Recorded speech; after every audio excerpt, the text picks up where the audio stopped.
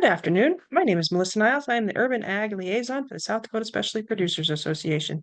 Thank you for joining us for Agrivoltaics with guest Misha Allen.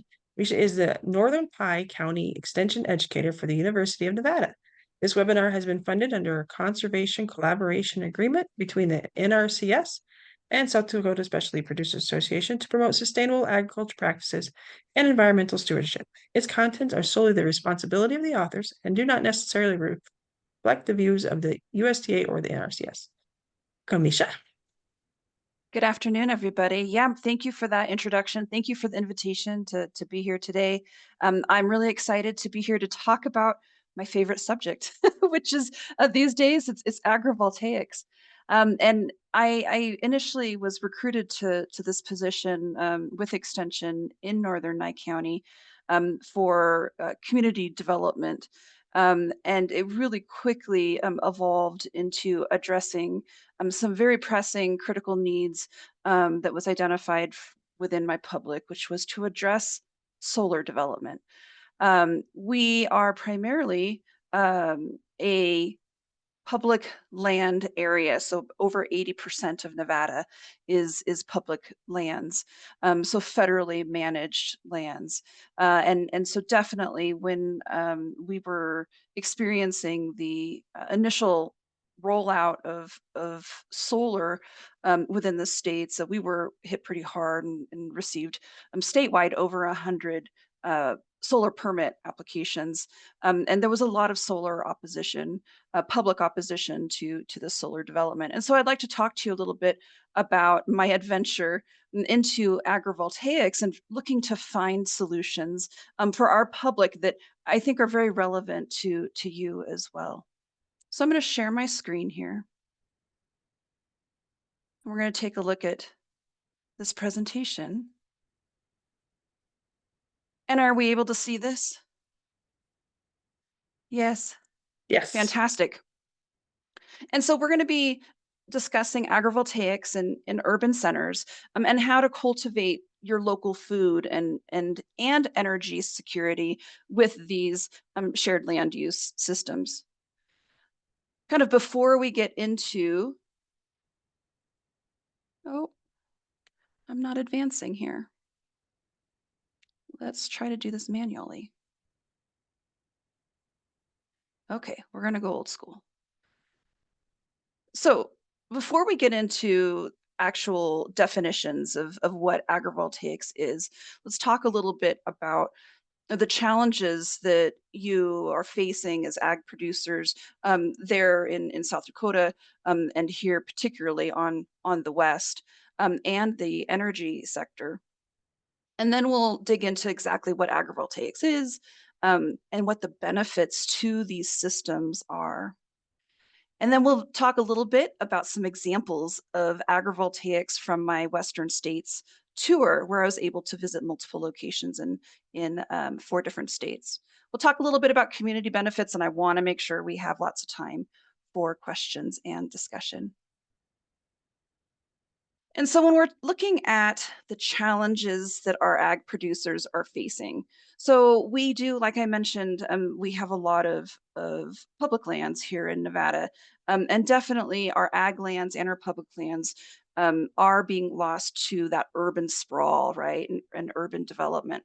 Our ag lands also are impacted by extreme weather events. So here on the west, of course, we're dealing with drought. I have colleagues that are on the eastern part of the U.S. that are dealing with the opposite: too much water, flooding.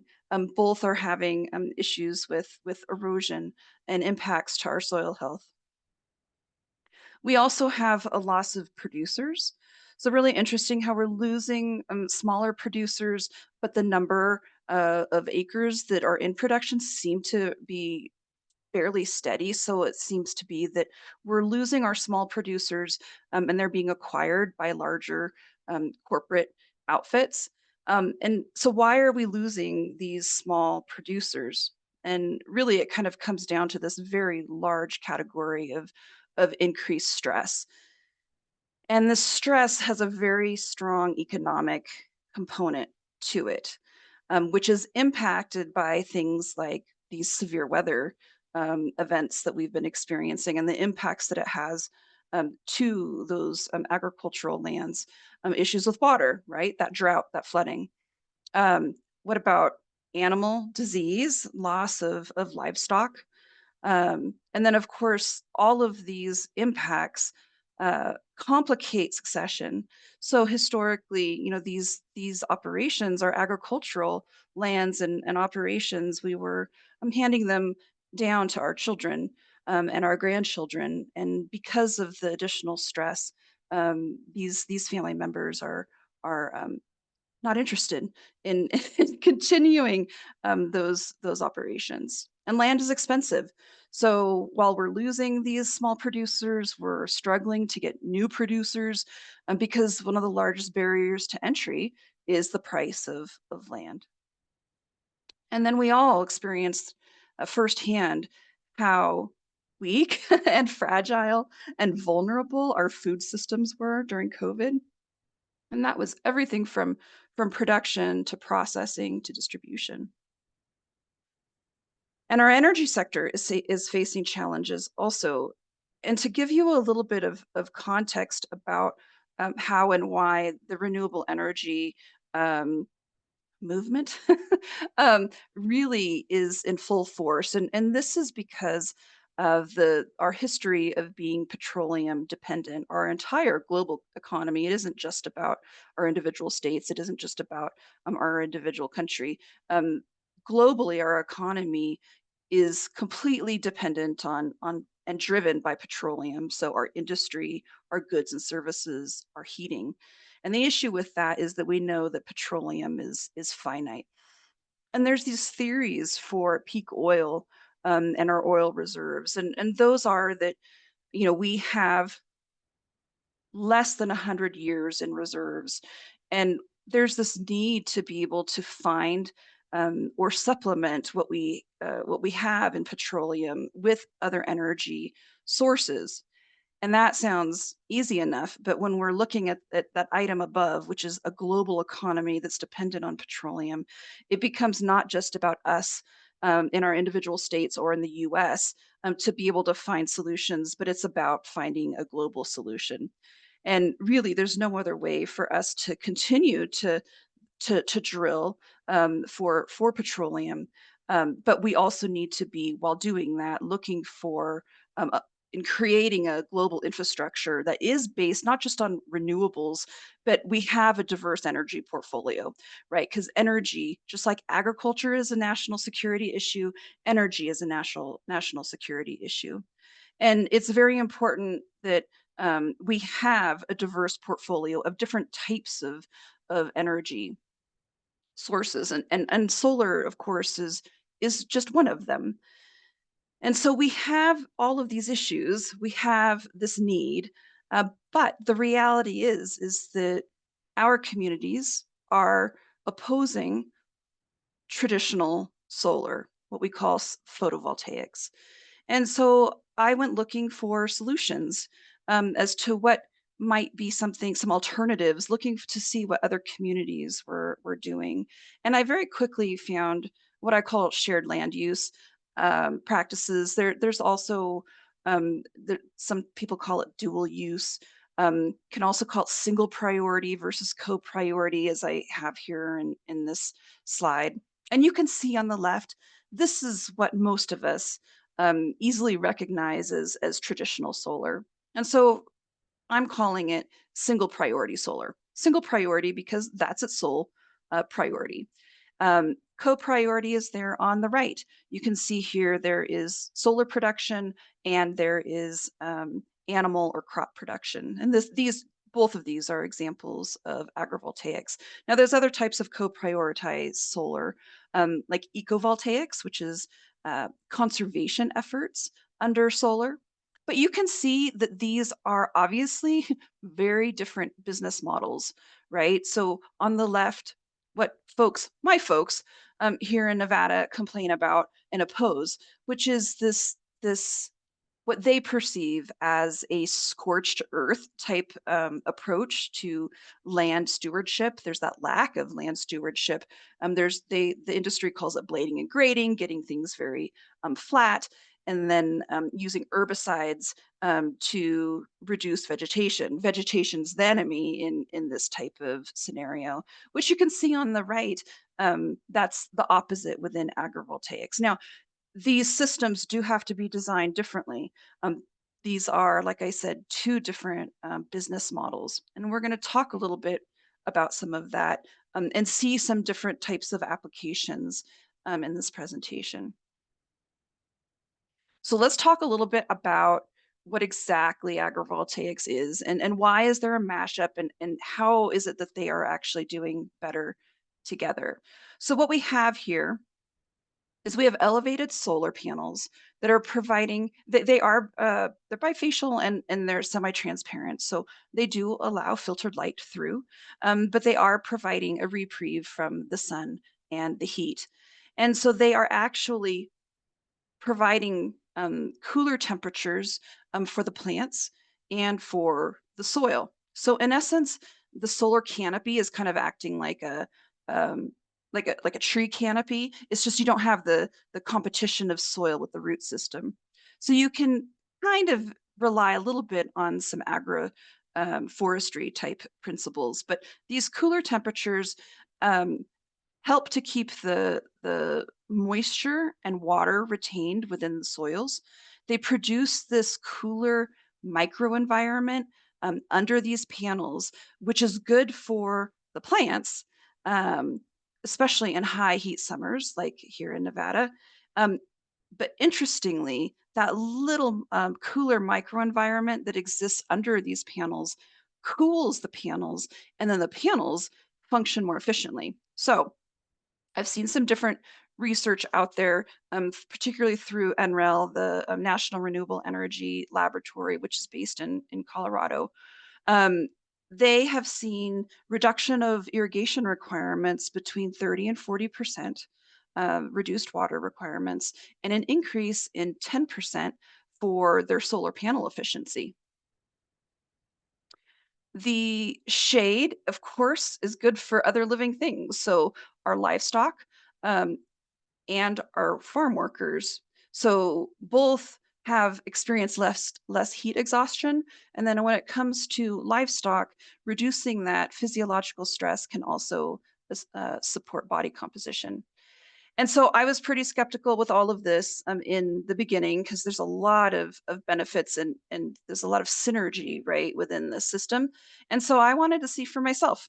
And I received a Western SARE grant and was able to travel to 4 different states here in the West, so Arizona, California, Colorado, and Oregon, and visit some different operations. And so we're going to go a little bit quickly through these, but what I'm hoping for you to see and highlight with this is that you see the scalability and the difference, the adaptability of these types of systems to um, be designed in a way that works for that specific location and application. And so here's a fun one. This is in Tucson, Arizona. This is an urban elementary school. This is a lot like a carport solar type installation, as you can see. This is a partnership between the university, extension, and the elementary school. Um, I love this picture. I happened to be there while they were this elementary school students were coming out, lining up against the fence. The young adults that are there, these are university students who are receiving college credit to come out and teach different agricultural and science curriculum with the kids. The kids get to use iPads. They've been trained on how to research and collect data that is actually utilized by the university. The power that they generate does go back to offset that school's utility costs, and then whatever they produce with their agriculture, which is a lot of spicy hot peppers, do go back with the families. There is additionally a percentage of the power that goes to the low income community that's surrounding the school. This one was really interesting to me. It doesn't look like much. I know this is um, rooftop solar garden, and they call it a living research site. This is actually on top of the university's natural resources building, and kind of very similar in Tucson. My colleagues down in the south of Nevada, so I think Las Vegas, very arid, very hot. A rooftop garden isn't actually viable and feasible. Too much hot sun, too much hot wind. However, you add elevated solar installation over the whatever it is that you're growing, right? And suddenly it becomes viable. And what was fascinating to me, so these are all native species that they're growing here without irrigation in Tucson, Arizona. So it was really neat to be able to see what's possible in these types of applications. This is another University of Arizona location. This is their Biosphere 2 um, research plot. It's small, but this is an application, a system that has been replicated in multiple countries. So Mexico, Israel, Kenya, and Morocco. These systems are primarily used by individuals or small communities to power wells and then to produce some food. They did suggest that we trial some African crops. So amaranth, chard, spinach, cowpeas, tomatoes, and zucchinis have done really well for them.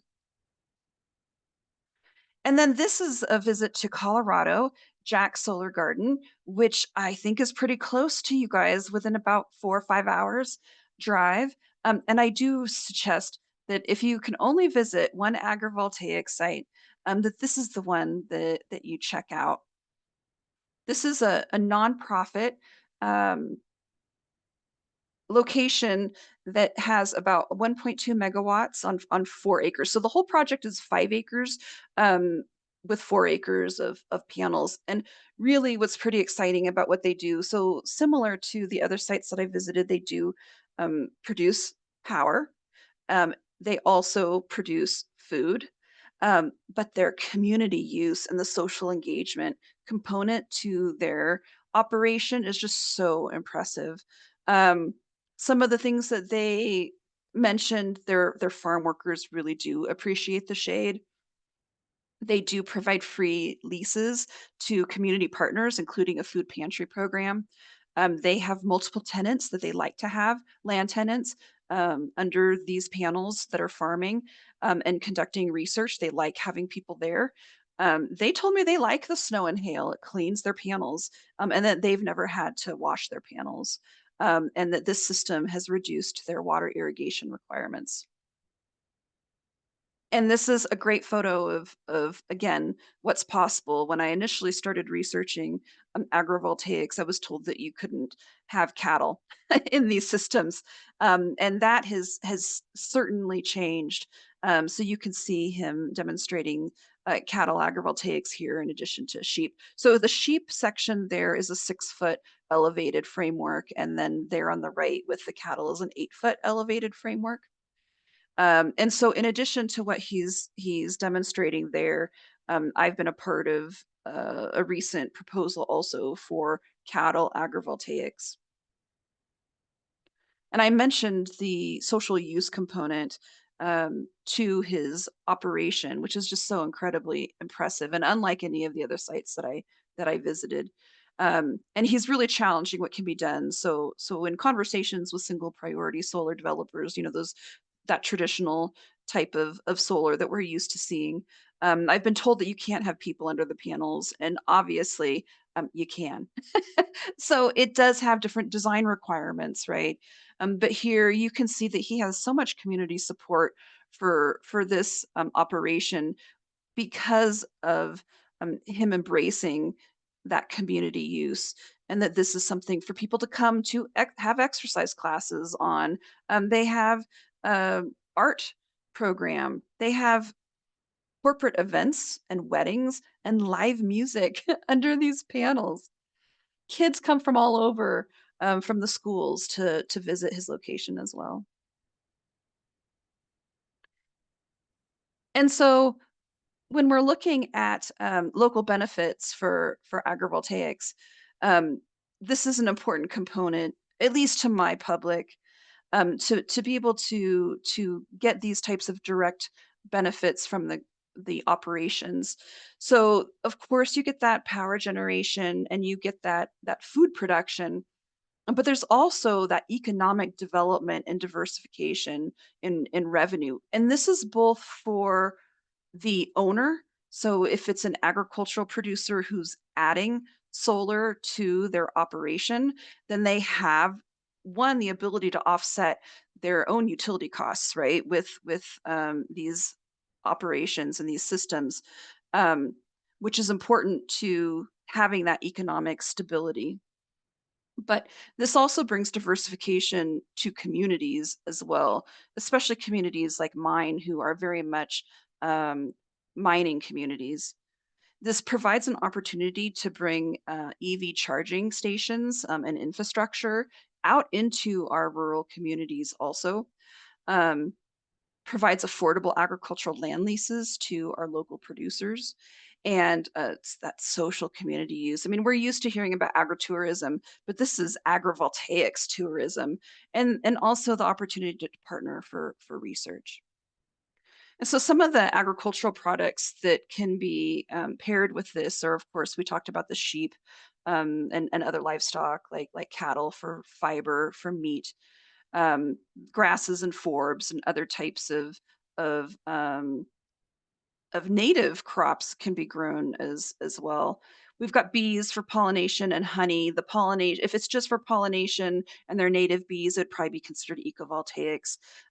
But if it's honey bees and that's livestock, right, and that's an agricultural product, and of course a variety of crops. There's that conservation aspect that I mentioned. So not just the native species, but also for wildlife. I did visit actually this picture here at the bottom right. This was a large utility scale operation, 550 megawatts in California, and they grow um, forage, and then they graze 6,000 head of sheep seasonally on that location. But they also have a really cool wildlife program. So they have a fencing that has a gap built into it at the bottom, just enough space to allow kit foxes to enter into the arrays, but it keeps out coyotes and other predators. They also fence their arrays in a way that allowed for migration of pronghorn and elk. So kind of neat how people have how these different types of projects have been very creative in how they support not just agriculture but our wildlife and conservation efforts as well. So I mentioned that state and national security benefit, right? So it's very important that we protect our own agricultural and energy resources, because we do not have the ability to domestically power our own, yeah, either our industries or our homes, and we lack the ability to domestically feed our own. And so agrivoltaics is a very creative way. It's not going to solve these solutions, right? But it is a tool for the toolbox. And so when it comes to, national priorities and goals, which I know are evolving and changing, but, it can really help to add to that energy portfolio that I was mentioning before, and help us to reduce the fossil fuel consumption as we figure out next steps. I wanted to show you this map because you're on it, South Dakota. So this is a map that was in partnership with NREL, the National Renewable Energy Laboratory that I mentioned, that's there in Colorado. They have this really cool map. I have the web address there so that you can take a picture of this or copy and paste it. And there were 598 known agrivoltaic and ecovoltaic systems 2 weeks ago. And when I pulled this up today to get an update, we have a new one. So we are so close to 600 agrivoltaic operations here in the US. Um, Sad to say that in Nevada, we don't have any. We have zero. And that's one of the things that I'm working on is to address those barriers. But there in South Dakota, you do have one. They're in Fall River, and it is an ecovoltaic. It's ecovoltaic by the way I would define it. I know that different states have different definitions, and quite frequently, many states will categorize ecovoltaics as an agrivoltaics operation. But to me, they're different. I'm an agricultural gal, so it's about producing an agricultural product. Ecovoltaics. So it looks like to me here in Fall River, they are it's a habitat type of pollinators and native grasses. But it would be really great if any of you go to visit and tour. If you could get photos, tell me a little bit about that location. Would love to hear more about what you have there in your state. And so what I'd like at this point is just to open this up to general discussion. I'm curious as to what you think about this concept, about how agrivoltaics might address some of the challenges that you and your communities are facing, the scalability of this, and any burning questions that you have.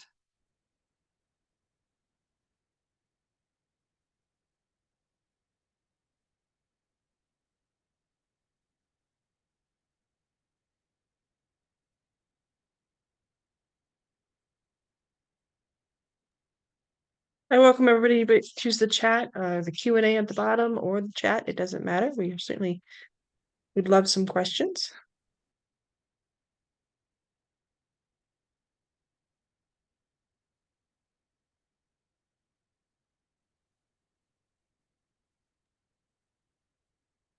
I know before the presentation, Misha and I were discussing it, and I actually live in Fall River County, and I've never been to that site. So gonna have a road trip for me this weekend. We go down, check it Yeah, out. and if you think about if there's a group of your folks that members that would like to go down and maybe tour Jack's Solar Garden with Byron. Oh yeah. He is just such and I do recommend if you have the ability to have a private tour with him. You can have up to 20 people for $200 for the tour. And he will answer, he'll give you, of course, the general tour and tell you his story as to how he got there. And then also though, you can ask very, very specific questions to your situation and scenario. And he has such strong partnerships, both with NREL, that National Renewable Energy Laboratory, and multiple universities. And so he has lots of information that's available there on his website also. Um, Another good resource if you're looking for just like the wealth of data that's out there, AgriSolar Clearinghouse is a really good resource as well. And they have a lot of concrete type um, resources for you, things from like what should you consider like in a land lease or a solar lease, and so everything that's really really concrete with those like how do I type questions. Um, Certainly these systems are agrivoltaic systems, ecovoltaic systems, because of the elevated framework, right? You've got more steel there, so you're definitely going to have a more cost associated with a system like this. Um, However, honestly, so there's no research that demonstrates this, but based off of my conversations, based off of my knowledge of agricultural producers, I think that it's easier for the ag producers to add solar and to adapt their business model and those daily operation management practices than it is the other way around for the traditional single priority solar. Did we have any questions or should I keep going? Brenda is wondering if is the solar panels in Pennington County, South Dakota, or those that are coming in Walworth County on your radar? Not for my radar, being that I'm out here in Nevada.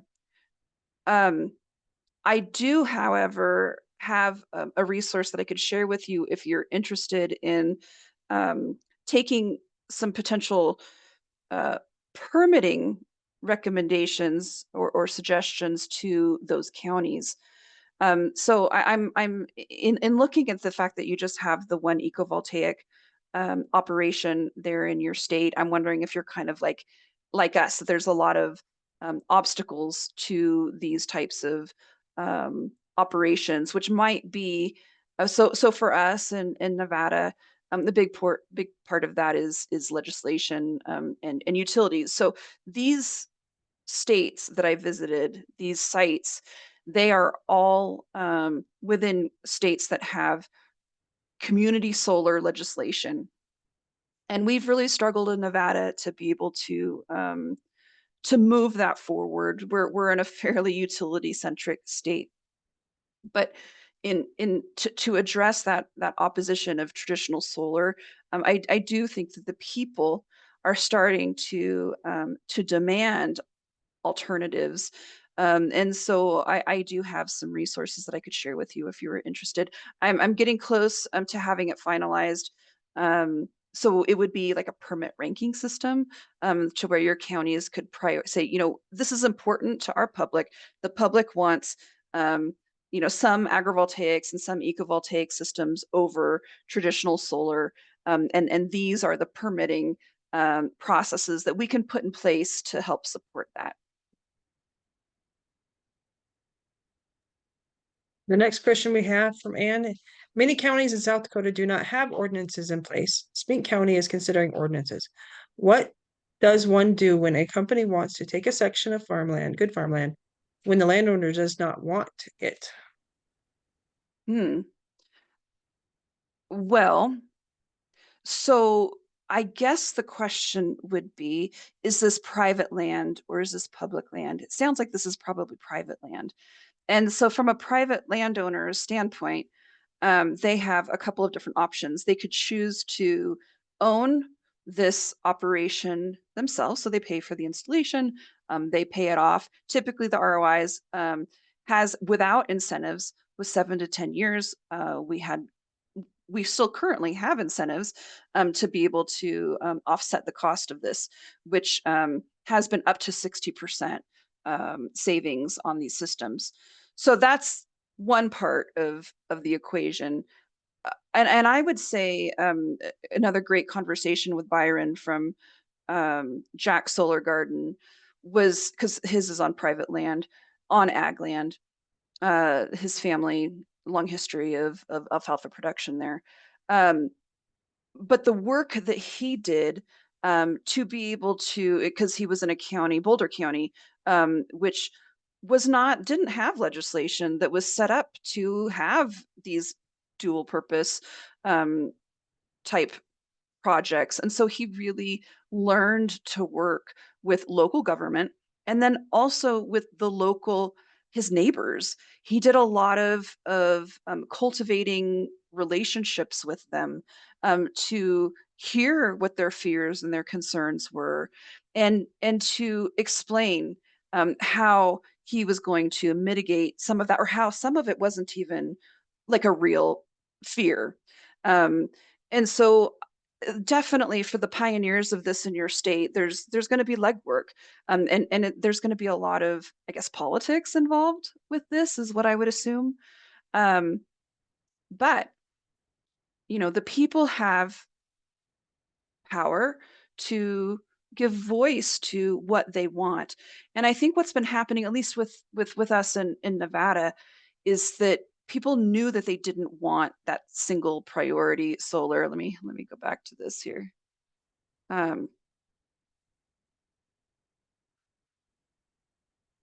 So people knew that they didn't want what was on the left, but that's all that they knew that existed. So they were against all things solar.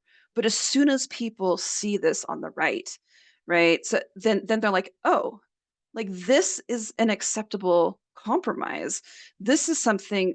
So people say different things when they see this on the left. And if you want to drop your words into the chat, that would be fantastic. Like when you see this on the left, how would you describe it? And so people have said different things. On the left, this looks like Armageddon or the apocalypse. I had somebody say, it looks like death. And then on the right looks like life. Another person told me on the left, it looks like we're stuck in the past, versus on the right, it looks like progress. So I think that from those of us who are trying to educate our public on alternatives, I think the big component is just letting people know that this even exists, because you can't know to ask for this if you don't even know that it's a possibility, right? So for those of you who are in attendance, I mean, you have an opportunity now to be an agrivoltaics ally, to go out and share this possibility of agrivoltaics or ecovoltaics, or other types of shared land use projects with your communities. That doesn't really answer your question of actual policy. That's going to require, I think, your community to say we want something different, and we would like to have policy being to support that. And there is examples, so you can go to, um, oh, I'm not going to remember the name of the site.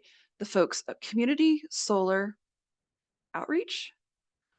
There's a community solar group, and that's something I can pass on to you as well. And they have lots of legislative recommendations, to be able to support uh, community solar legislation, which does support these types of agrivoltaics, because they're usually smaller, right? For our producers, they are usually smaller scale. Yes, I've been to California. There is 550 megawatt operation there, and I appreciate that we can that we see these large um, operations embracing these types of projects. But the reality is that's California, and so they have incentivized that. So you incentivize something, and then companies quickly find ways to be able to pivot and deliver whatever it is that you're asking for. And that's not just agrivoltaics, right? That's any kind of business or economic development type projects. I know one of the resources you when in a previous presentation was the Agra Solar Clearinghouse. Had a lot of resources that you recommended. Yes, it And I does. can put that Yeah, I do highly recommend that for a couple of different reasons. If nothing else, just to go click on that site, click on their resources and be like, oh my gosh, there's so many, there's so the volume of information that's out there is evidence that these are not new systems that need to be proven. So that's one of the things that my work with some of these researchers, these international researchers, is this has been proven across the globe for over 20 years. These systems work for states like yours and mine, where particularly mine, where there aren't any kind of agrivoltaic operations. What we're trying to do is reduce the barriers to be able to bring them, so that then we can conduct very site specific um, research and demonstration and support of producers like you to be able to bring these projects locally.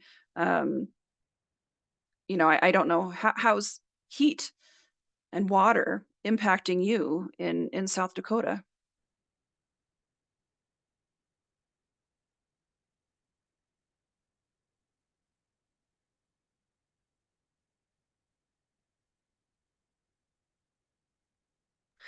western side of the state. I see a lot of these panels coming up where it tend to be drier, very pasture-based agriculture on the western side.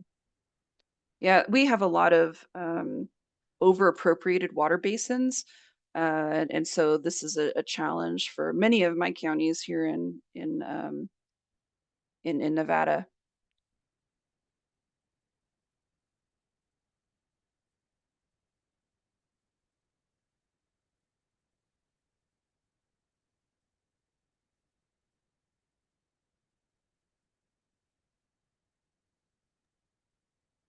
Yeah, I don't see any more questions right now.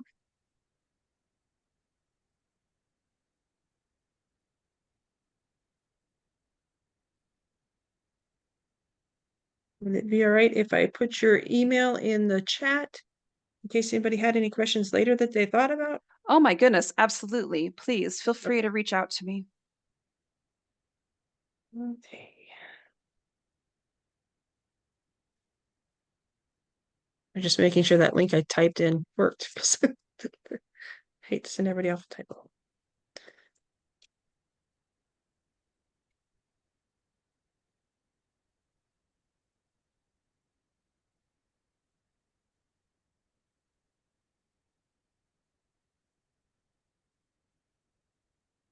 Yeah, thanks again for the invitation. I appreciate the opportunity to be here. Yes, yes. Thank you very much. I've learned so much. And now I'm gonna have to go do a little road trip because sadly that it's not even 20 miles from me. Um, I look but forward to hearing about it. And if yeah, any I'll of take you go and tour a different location, please email me. Email me your photos and your experience. If you get down to Jack's Solar Garden in Colorado, would love to hear how that went for you. Um, Definitely. Thank you again. yes, thank you. So we appreciate your time and knowledge on agrivoltaics. Her email address is Misha, it's MISHAA at unr.edu. This webinar has been funded under the Conservation Collaboration Agreement between the Natural Resource Conservation Service and the South Dakota Specialty Producers Association to promote sustainable agriculture practices and environmental stewardship. Contents are solely the responsibility of the authors and do not necessarily represent the views of the USDA or NRCS. Again, my name is Melissa Niles. I'm the Urban Agriculture Liaison for the South Dakota Specialty Producers.